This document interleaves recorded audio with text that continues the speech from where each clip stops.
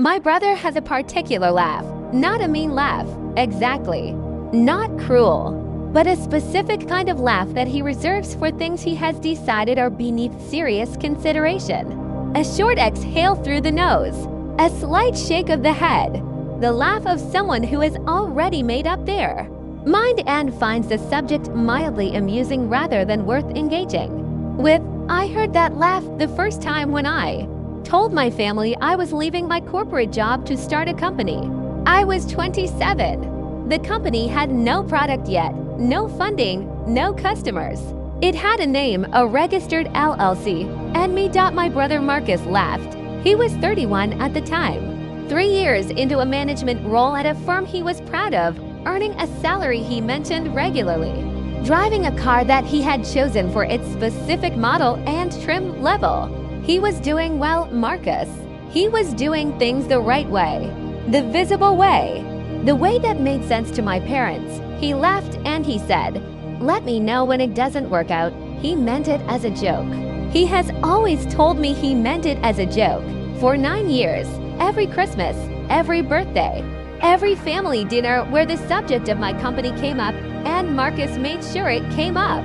With the same casual way of steering conversation that he had always been good at, he made a version of that same comment. The startup that wasn't going anywhere. The little project. The thing I was doing while I figured out what I actually wanted to do with my life. He never asked to see the numbers. If he had asked to see the numbers, this story would have been shorter. My name is Claire. I'm 36 years old, and I run a software company that I built from nothing in my apartment at age 20-7. I'm going to be deliberately general about what we make, because I have a communications team now and they have opinions about what I say publicly that I generally respect. What I can tell you is that we are in the enterprise software space, that we have clients in 14 countries, and that the last funding round we completed valued the company at something that my brother would not have predicted when he laughed in 2017. I did not tell my family how the company was doing. This was partly practical. The nature of building a company, particularly in the early years, when everything is uncertain and the gap between what you're projecting and what you actually have is often uncomfortable, does not lend itself to straightforward family dinner updates. You learn very quickly that people outside the process do not understand the context required to interpret the numbers correctly, and that a bad quarter in the middle of a strong growth trajectory reads to someone who doesn't follow your industry as evidence that the whole thing is failing. But there was also something else. There was the small private satisfaction of knowing that Marcus's running commentary, delivered with the confidence of someone who understood how business worked and could therefore assess my prospects, was going to look very different in retrospect. And I was not ready to give him the information he needed to revise his assessment. Not until I had something that was impossible to revise away from. I am not saying this was entirely noble.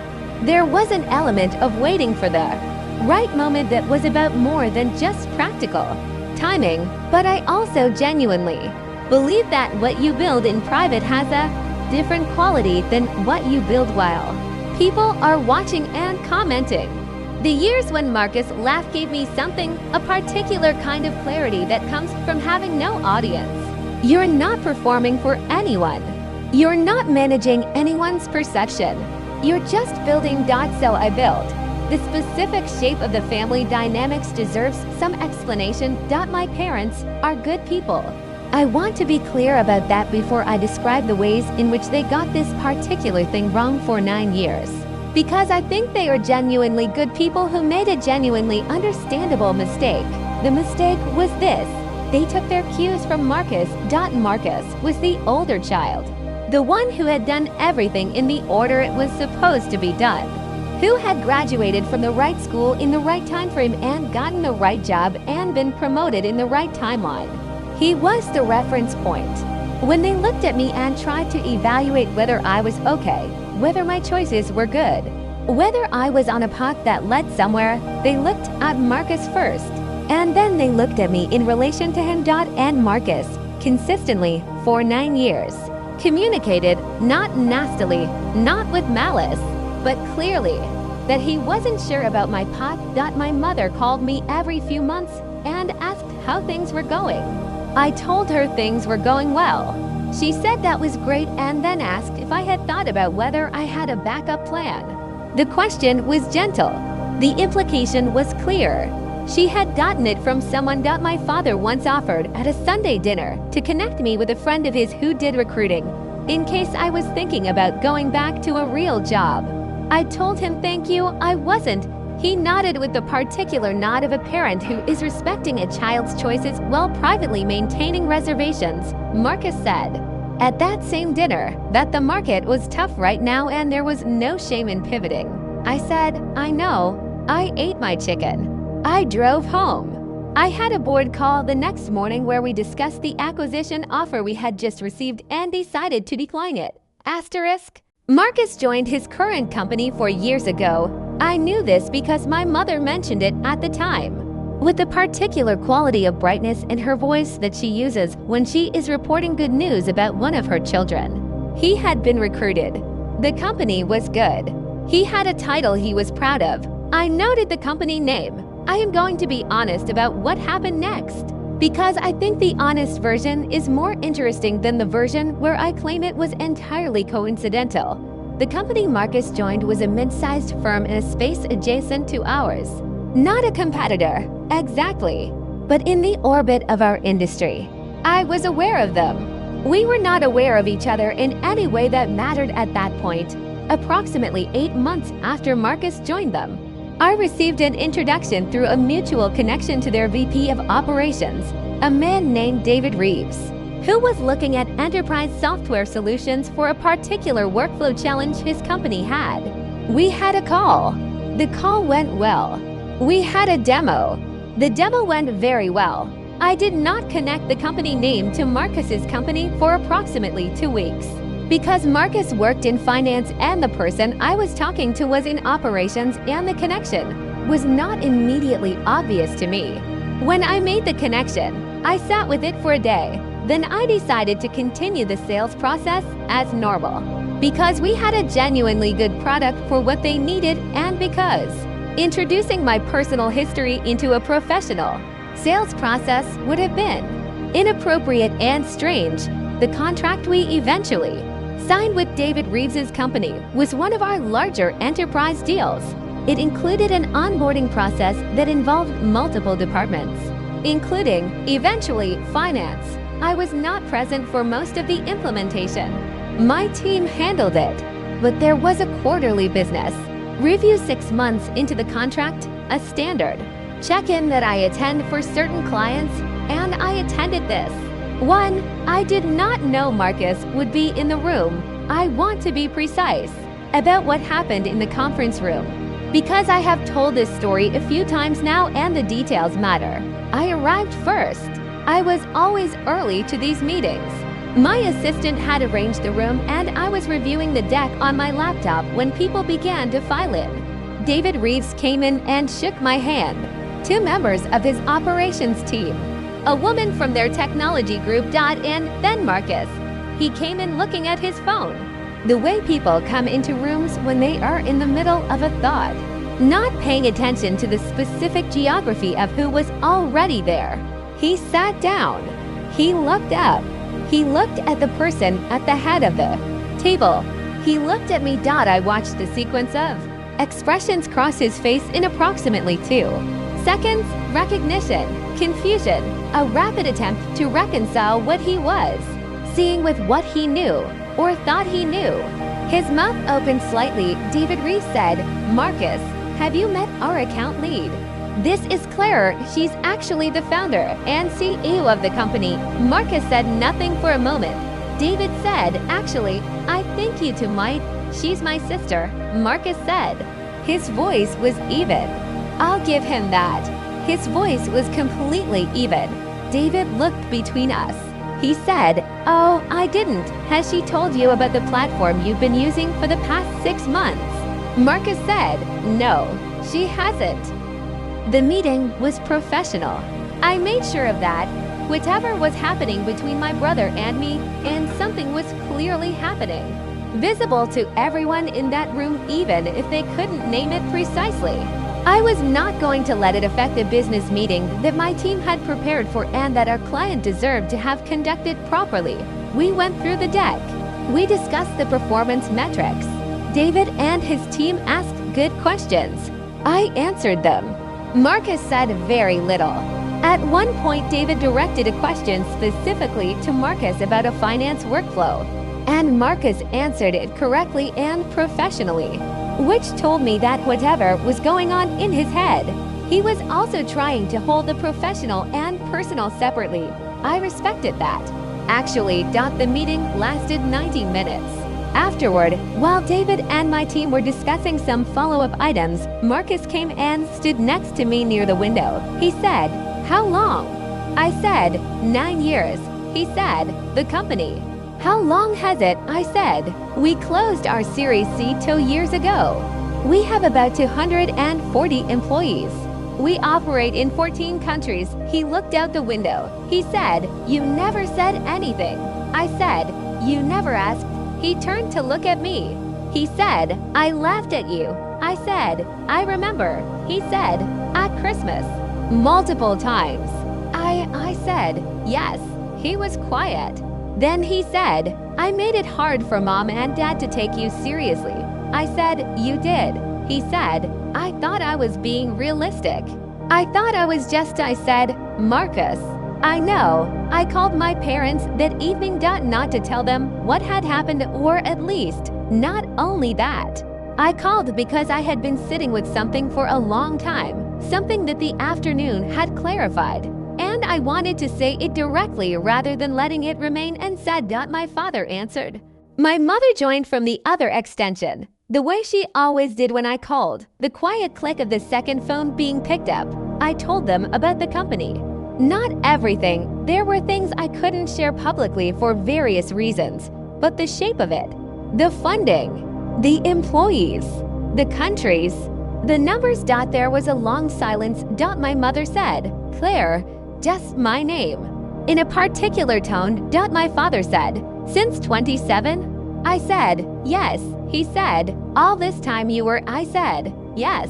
My mother said, "Why didn't you tell us?" I had thought about how to answer this question. I had known it would come. I said, because I needed to build it without anyone's opinion of whether it was working. And the way Marcus talked about it made that very hard to maintain. There was another silence. My father said, "That's fair." He said it simply. No defense of Marcus. No explanation or contextualization. Just, "That's fair." And something in me released that had been held for a long time. Marcus called me 2 days later. He asked if we could have dinner. I said yes. We met at a restaurant that was neither of our usual places, a neutral location, which felt right. He was there before me, which was unusual. Marcus was almost always the last person to arrive anywhere. He looked like he had been thinking for 2 days, which he probably had. He said, "I owe you an apology." I said, "Okay." He said, "Not a small one." The Christmas thing, the backup plan thing, all of it. For 9 years, I positioned you as someone who was struggling to get your life together. And I did it in front of Mom and Dad and the whole family. And I was wrong. I said, "You were." He said, "Were you angry?" I thought about this honestly. I said, "Sometimes. Not always." There were years when I was too busy to be angry, which was its own kind of gift, honestly. But yes, sometimes, he said, I thought I was being helpful. I thought I was being realistic on your behalf. I said, "I know that." He said, "That doesn't make it." I said, "No, it doesn't." He was quiet for a moment. He looked at his menu without really reading it. Then he said, 240 employees. I said, "Give or take." He said, 14 countries. I said, "And growing." He said, "And you built it in your apartment." I said, "For the first year." Yes. Then we got an office. He put down his menu. He said, "I'm proud of you, Claire." I know that probably sounds. I said, "It sounds fine, Marcus." He said, I mean it. I said, I know you do. That's the part that makes it okay. My parents have been different since that conversation.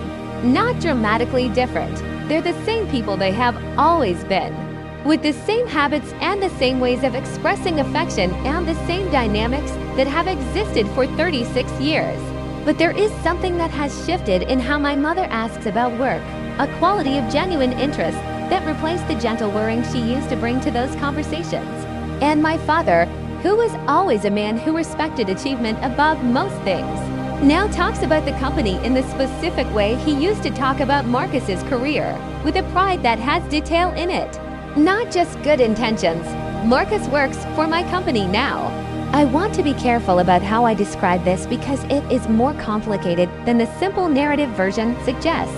He didn't leave his job immediately after the conference room incident. He stayed for another 8 months, and then he applied for a position in our finance division. And I recused myself from his hiring process entirely. And he was hired on his own merits because he is genuinely competent. He reports to someone who reports to someone who reports to me. We do not discuss the chain of command. We are siblings. We have dinner once a month. He brings wine. I cook badly. We watch whatever sport is in season and argue about it, which is the thing we have always been best at. He has never, in my hearing, made a comment about another person's business being a little project. I noticed that. I didn't say anything about it. Sometimes not saying things is the right choice. Asterisk, I want to tell you the thing I have been thinking about most since the conference room. When David Reeves said, with simple professional accuracy, she's the founder and CEO of the company, and I watched my brother process what those words meant. I expected to feel something triumphant. I expected the 9 years of Christmas dinners and backup plan conversations to resolve into a moment of vindication that I had been, if not consciously waiting for, at least theoretically anticipating. That is not what I felt. What I felt was something more like tiredness. Not exhaustion, not a bad tiredness. More like the tiredness that comes at the end of something long. When you've been carrying something for years and you put it down and your shoulders are lighter and you realize, only at that moment, how much you had been compensating without knowing it. The 9 years were good years.